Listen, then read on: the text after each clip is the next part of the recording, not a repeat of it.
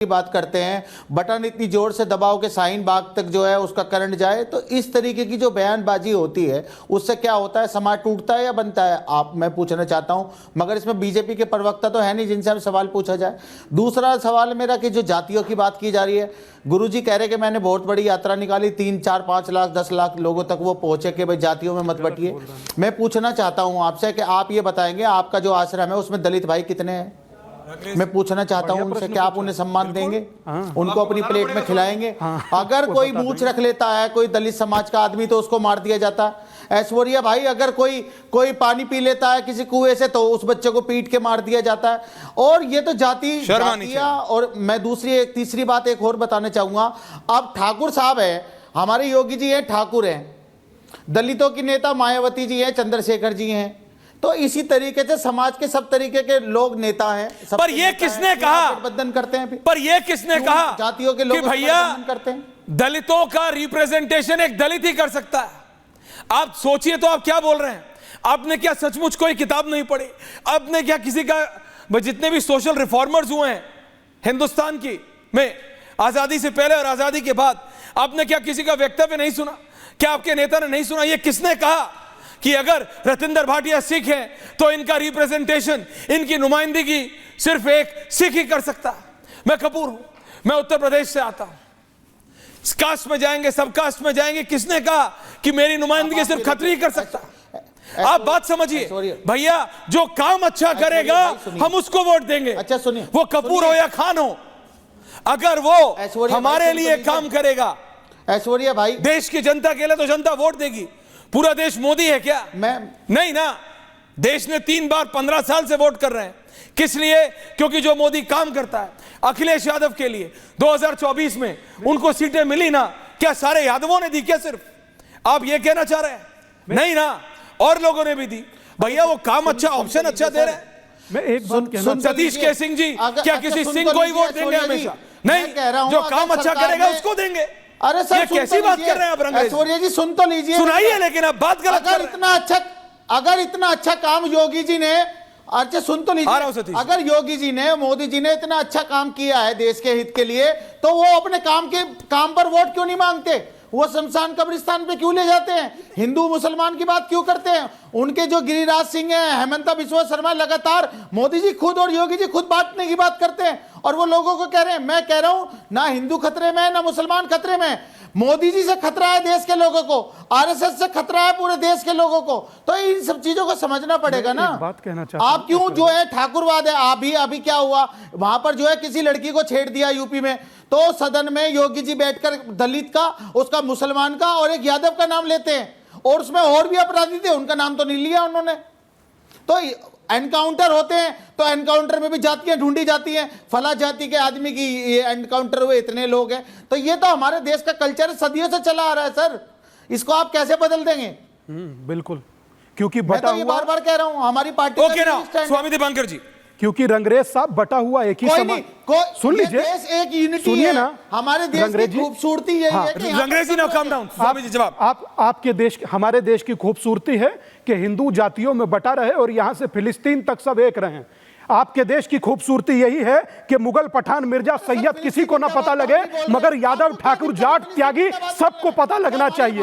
दादा बोलने दीजिए, ओवरलैप। स्वामी जी बीच में नहीं, थैंक यू, सॉरी, रंगरेजी बीच में नहीं, रंगरेजी बीच में नहीं, डोंट डू दिस। बोलिए स्वामी जी, क्विक। मैं सिर्फ इतना सा बात कहना चाहता हूं, मेरे आश्रम के बारे में जिक्र किया तो मेरे आश्रम से 1 किलोमीटर 2 किलोमीटर दूर गांव है जिसका नाम है भायला।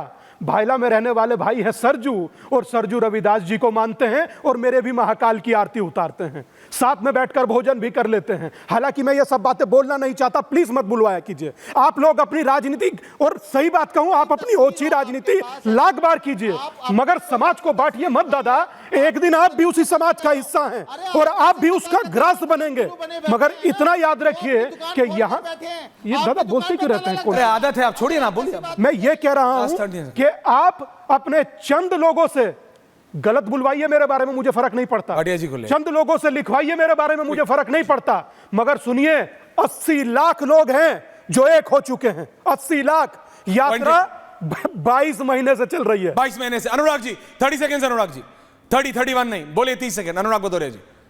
देखिए मुझे लगता है स्वामी जी आवेश में आके मेरा देश तेरा देश करने लगते हैं, ये ठीक नहीं है। देश संविधान और न्यायपालिका से चलता है। देश सभी का है, सभी जातियों का है, सभी धर्मों का है, किसी एक का देश नहीं। कान खोल के सुन लीजिए। इस तरह का अपने देश पे एकाधिकार स्थापित करना ये ठीक नहीं है। ये देश में, देश के स्वाधीनता आंदोलन में, देश को आज़ादी दिलाने में सभी का हाथ रहा है। और हम लोग कहते हैं कि हम लोग संविधान को मानने वाले लोग हैं। देश की खूबसूरती है ये। तो ये पूरा विश्व हमें क्यों प्यार करता है? क्योंकि हमारा देश कहा किसने? अरे सुनिए मेरी बात, सुन लीजिए, मुझे सुन लिया। अरे आप डिरेल क्यों कर रहे हैं? मैंने कहा ये विभिन्न भाषाओं का, विभिन्न वेशभूषाओं का, विभिन्न धर्मों का, विभिन्न जातियों का देश है। और हम लोग कितने खूबसूरत गुलदस्ते में बंद रहते हैं। इस गुलदस्ते को खराब करने की इस गुलदस्ते में कभी मुस्लिम यादव कॉम्बिनेशन के अलावा भी कुछ लाइएगा तो मैं आपसे बात करूंगा। अनुराग भदौरिया, सतीश के सिंह 30 सेकंड सर।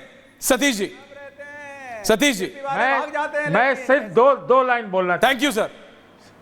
अरे एक मिनट सुनिए, मेरा ये स्वामी जी को सजेशन है कि इतना मरियाना जैसे खंडहर को, गर्त को दरी से ऊपर से पाटने का प्रयास न करें। सबसे पहले आमूल चूल काम करें ताकि कुछ बराबरी दिखे, तब आपकी एकता हो जाएगी। ओके। भाई प्राण प्रतिष्ठा तक ने भी हिंदुओं को एक नहीं करा पाया चुनाव में, तो अब कोई तो बीमारी है, इस बीमारी को दूर कराने का पॉइंट करें। नंबर 1। नंबर 2, उन्होंने कहा फिलिस्तीन तक एक है जी। अरे फिलिस्तीन तक एक है। आप तो यहाँ पे लोग कहते हैं हिंदूवादी कि भाई यहाँ का डीएनए हिंदूवादी है। ये बता दे कि 11 साल के शासन में जी। जो यहाँ के जो पुराने डीएनए वाले थे, कितने मुसलमान को आपने हिंदू बना लिया? कहाँ आएंगे? किस जाति में आएंगे? ओके। अगर आना भी चाहे, हिंदू बनना चाहे, ओके, तो किस जाति में आएंगे? Okay sir. Jatinder Bhatia 30 second ending comments.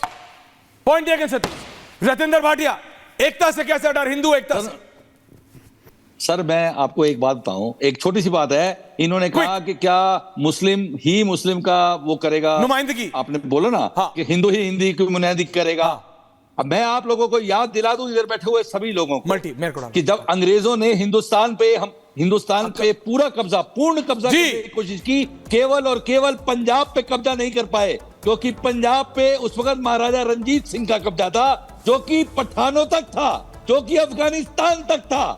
और वो एक ऐसा राष्ट्र बना के बैठे थे जिसमें हिंदू, मुसलमान, सिख सब उसी के अंदर आते थे। अच्छाई हमेशा सीखनी चाहिए रतिंदर भाटिया जी, लेकिन मैं ये मानने को तैयार नहीं हूं कि हिंदुओं की नुमाइंदगी सिर्फ हिंदू, और उसमें भी आप जाति लाते हैं कि कपूर की नुमाइंदगी कपूर करेगा, अनुराग भदौरिया की नुमाइंदगी सिर्फ भदौरिया करेंगे। ये गलत है। और हिंदू एकता से स्वामी दिवांकर ऑनेर जो 22 महीने से आप कह रहे हैं स्वामी जी, इसमें कोई खराबी नहीं है।